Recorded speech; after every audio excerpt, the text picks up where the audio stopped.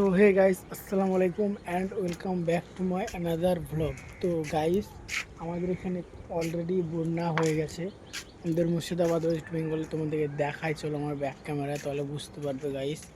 তো ফাইনালি দেখতেই পাচ্ছ চারিদিকে কীরকম জল। তো এটা একটা এখানে পুকুর আছে, পুকুরের সামনে একটা ছোট্ট নদী আছে।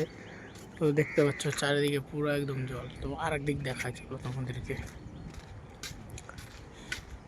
তো দেখতেই পাচ্ছ পুরো একদম চারিদিকে কিরকম জল।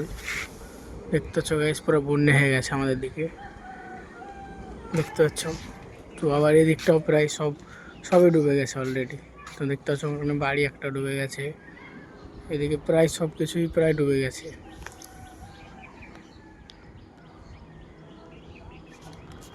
তো আমাদের এদিকে বন্যা অলরেডি লেগে গেছে, তো তোমরা দেখতে পেলে।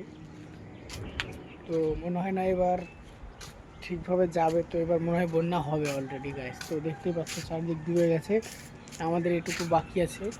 তো এদিকটা একটু উঁচু, সেই জন্য বাকি আছে। তো আশা করছি মনে হয় ডুবে যাবে, তো দেখা যাক কী হয়।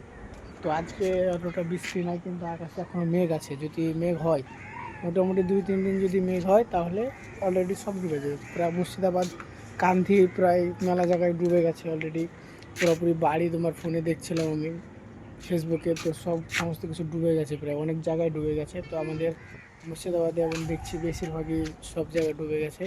তো চলো, দেখা হচ্ছে নতুন ভিডিওতে।